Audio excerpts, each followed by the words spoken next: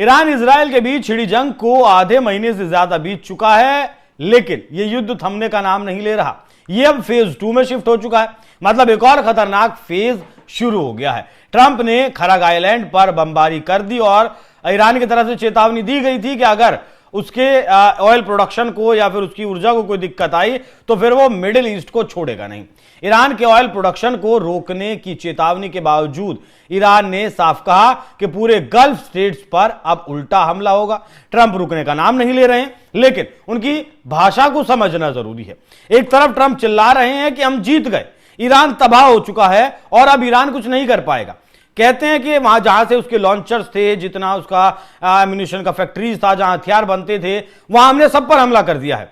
और दूसरी तरफ वो गुहार लगा रहे हैं कि मेरी मदद करो। अमेरिका अकेला पड़ गया है। वो यूरोप के देश हो, चाइना हो, जापान हो, क्वाड के देश हो, उनसे मदद मांग रहे हैं कि स्ट्रेट ऑफ हॉर्मुज को मैं अकेला नहीं खुलवा सकता, मेरे साथ आइए और मेरी मदद करिए, मैं आपकी मदद करूंगा। तो आज 5 सबसे बड़े अपडेट्स की बात करेंगे। उसमें फेक न्यूज भी है, नेतन्याहू की बात भी है, न्यूक्लियर शब्द का भी इस्तेमाल हुआ है, किसने किया है और क्या। एक बार फिर इतिहास खुद को दोहरा सकता है और न्यूक्लियर हमला हो सकता है। लेकिन पहले बात स्ट्रेट ऑफ हॉर्मुज की, अमेरिका की, जो सबसे बड़ी टेंशन है।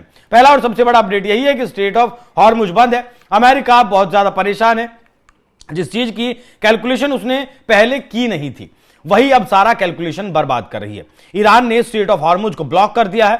अमेरिका ने प्राइवेटली एडमिट कर लिया है, हमारे पास कोई सॉलिड प्लान नहीं है कि इस ब्लॉकेड को कैसे खोला जाए। इसीलिए ट्रंप अब ट्वीट करके गुहार लगा रहे हैं, मेरे अलाइज ब्रिटेन, फ्रांस, चीन, यूके, आइए शिप्स को एस्कॉर्ट करिए। ये ग्लोबल इशू है, ग्लोबल सप्लाई चेन इंटरसेप्ट हो जाएगा, ग्लोबल इकोनॉमिक मेल्टडाउन हो जाएगी, क्योंकि खुद अमेरिका में महंगाई बहुत ज्यादा बढ़ रही है। तेल के दाम 25% से ज्यादा अकेले अमेरिका में बढ़ चुके हैं। लेकिन दुख की बात यह है कि यही अहंकारी ट्रंप कुछ दिन पहले ब्रिटेन के प्रधानमंत्री को कह रहे थे कि जाओ, हमें तुम्हारी जरूरत नहीं है, अपने शिप्स अपने पास रखो। अब वही ट्रंप कह रहे हैं कि आइए और मेरी मदद करिए। फ्रांस ने साफ मना कर दिया, युद्ध तुम्हारा है, रायता तुमने फैलाया है, अब अपने शिप्स नहीं भेजने वाले। चीन चुपचाप मुस्कुरा रहा है, बल्कि मुस्कुरा नहीं रहा है, पूरी की पूरी मदद पर्दे के पीछे से वो ईरान तक पहुंचा रहा है और पीछे से अपना पूरा गेम भी खेल रहा है। यहां एक और गेम ईरान के हाथों उसने करवा दिया है। क्या गेम करवाया है? ये डबल गेम है। दूसरा गेम देखिए, ईरान के साथ इंडिया की नेगोशिएशंस काफी पॉजिटिव हैं। हमारे लिए अच्छी खबर है, हमारा गैस और तेल का जो सप्लाई है वो जारी रहेगा। ईरान अब इंडिपेंडेंटली डिसाइड कर रहा है कि कौन सा शिप अंदर आएगा और कौन सा नहीं आएगा। अगर चाइनीज युआन में पेमेंट होगा तो शिप को अंदर आने देंगे, वरना नहीं आने देंगे। मतलब यहां कहने का ईरान ये है कि आप जो तेल खरीद कर लेकर आ रहे हैं, उसका पेमेंट अगर आपने चीन की करेंसी युआन में किया है तो आपको हम जाने देंगे। अगर आपने उसका पेमेंट चीन की करेंसी युआन में नहीं किया है, डॉलर में किया है, यूरो में किया है, तो हम आपको जाने नहीं देंगे। मतलब यहां चीन की करेंसी को भी और ज्यादा इंटरनेशनलाइज करने का जो गेम है वो ईरान के हाथों चीन ने खेल दिया है। ईरान का साफ कहना है, अमेरिकन या फिर इजरायली अलाइड शिप्स को हम अंदर आने ही नहीं देंगे, घुसने ही नहीं देंगे। स्ट्रेट ऑफ हॉर्मुज बिजनेस के लिए बंद नहीं है, लेकिन अमेरिका इजराइल के दोस्तों के लिए पूरी तरीके से बंद है। अमेरिका के लिए ये डिफेक्टो कंट्रोल का सबसे बड़ा झटका है। अब आते हैं सबसे अहम बात पर। ईरान का खरग आइलैंड, इस पर बमबारी की गई और ट्रंप की तरफ से कहा गया कि खरग आइलैंड को पूरी तरीके से बर्बाद कर दिया गया। यहां से ईरान के कुल क्रूड ऑयल एक्सपोर्ट का 90% से लेकर 96% इसी द्वीप से होकर जाता है। देखिए, ईरान की जो समुद्री सीमा है, वहां के तट जो है बहुत ज्यादा गहरे नहीं है, लेकिन ये जो खरग आइलैंड है, यहां के तट गहरे हैं और बड़े बड़े जहाज यहां पर आराम से रिफ्यूल हो सकते हैं, तेल भरवा सकते हैं और आराम से खड़े हो सकते हैं। इसलिए ईरान के लिए यह द्वीप बहुत ज्यादा जरूरी है। ईरान ने पहले ही कहा था कि अगर उसकी ऊर्जा पर हमला होता है तो फिर यह जंग और ज्यादा खतरनाक हो जाएगी। ऐसे में बड़ा सवाल है कि क्या अब ईरान मिडिल ईस्ट के ऊर्जा क्षेत्रों पर हमला करेगा?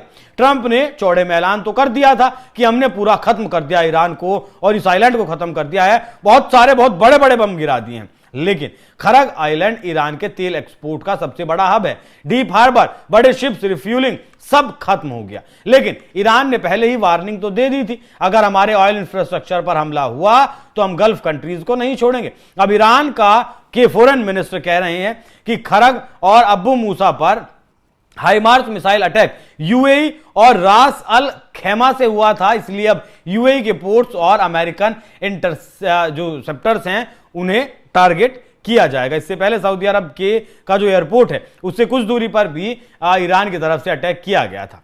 तो अब ईरान और ज्यादा खतरनाक होने वाला है, वो आने वाले वक्त में आप देखेंगे। इराक में मिलिशिया अटैक हो रहे हैं और अमेरिका का जो एयर पावर था उस पर भी हमला किया गया है। इराक में ईरान बैक्ड मिलिशियाज ने बगदाद के ग्रीन जोन में यूएस कॉन्सुलेट पर अटैक कर दिया। ग्रीन जोन जहां अमेरिकी नागरिक खुद को सेफ समझते थे, अब वहां से लोग निकाले जा रहे हैं वहां पर भी, क्योंकि हमला कर दिया गया है। ये वही मिलिशिया हैं जिन्होंने जब खामेनेई के खिलाफ आंदोलन हुआ था ईरान में, इन मिलिशियाओं ने ही आकर उन पर गोलाबारी की थी और दावा किया गया था कुछ रिपोर्ट्स में कि 43,500 से ज्यादा लोग उसमें मारे गए थे। साथ ही अमेरिका के 7 KC-135 एयरक्राफ्ट जो रिफ्यूलर्स थे वो तो क्रैश हो गए हैं या फिर डिस्ट्रॉय हो चुके हैं, लेकिन अमेरिका का कहना है ये खबर फर्जी है, लेकिन वो उड़ नहीं रहे हैं और उनमें मरम्मत का काम चल रहा है। कुछ रिपोर्ट्स दावा ये कर रही हैं कि ठीक है, मरम्मत होने के बाद काम चलाया जा सकता है। अमेरिका की जो एयर सुपीरियोरिटी थी जिस पर वो इतना फुदकता था, घमंड करता था, अब वो रिफ्यूलिंग के बिना खतरे में है। जब वो हवा में रिफ्यूल अपने फाइटर जेट्स को नहीं कर पाएगा तो फिर कैसे इस युद्ध को लड़ेगा। अब आते हैं पांचवें और सबसे अहम न्यूक्लियर टॉक। न्यूक्लियर की बात किसने की और क्लस्टर इम्यूनिशन कैसे इस्तेमाल हुआ, यह सबसे बड़ा अपडेट इस मामले में है। ईरान क्लस्टर म्यूनिशन इस्तेमाल कर रहा है, इजराइल चीख रहा है, सिविलियंस की डेथ हो रही है। वहीं इजराइल जो गाजा और लेबनान में व्हाइट फॉस्फोरस इस्तेमाल करता था, अब उसे क्लस्टर बम से दिक्कत हो रही है। मतलब कहने का यह है कि जो तबाही इजराइल ने गाजा में मचाई, वैसी ही तो तबाही ईरान अब इजराइल में मचा रहा है। तो फिर इजराइल अब चिल्ला क्यों रहा है? इजराइल के एयर डिफेंस सिस्टम कमजोर हो चुके हैं। आयरन डोम, डेविड स्लिंग मिसाइल का स्टॉक खत्म होने की कगार पर है। अमेरिकी अधिकारियों ने खुद इस बात का खुलासा दुनिया को बताया है और यह कमी जो थी वो उजागर दुनिया के सामने की है। इससे क्या एक एज ईरान को नहीं मिल जाएगा, यह भी बड़ा सवाल है। दुबई के सेंट्रल डिस्ट्रिक्ट में पहले ही धमाके हो चुके हैं, अब सीज फायर की बात हो रही है, लेकिन ईरान की शर्तें बहुत कठिन है। अमेरिका पूरा भरपाई करेगा और मिडिल ईस्ट से अपने सारे बेस खाली करने होंगे, तब ईरान का कहना है कि तब हम बातचीत करने के लिए टेबल पर आ सकते हैं। ट्रंप और नेतन्याहू की हालत खराब है। सोशल मीडिया पर चर्चा है कि नेतन्याहू जिंदा है या मुर्दा है। हालांकि अफवाहों के बीच नेतन्याहू ने अपना एक वीडियो जारी किया जिसमें वो कॉफी पीते हुए दिख रहे हैं और उन्होंने अपने पांचों हाथों की मतलब पांचों उंगलियां भी दिखाई हैं। ईरान के नए सुप्रीम लीडर अपाहिज हो चुके हैं या फिर मारे जा चुके हैं, ऐसा दावा इजराइल का है। किसी को कुछ नहीं पता है, दोनों लीडर बंकरों से ही लगातार काम कर रहे हैं। और जिस तरीके से नेतन्याहू काफी दिनों से उनकी पब्लिक अपीयरेंस नहीं हो रही थी, इसी पर बड़ा सवाल उठा कि क्या अब परमाणु हमला हो सकता है, क्या इतिहास खुद को दोहरा सकता है? क्योंकि खुद को गिरता देख ट्रंप का कहना है कि वो 1 घंटे में युद्ध खत्म कर देंगे।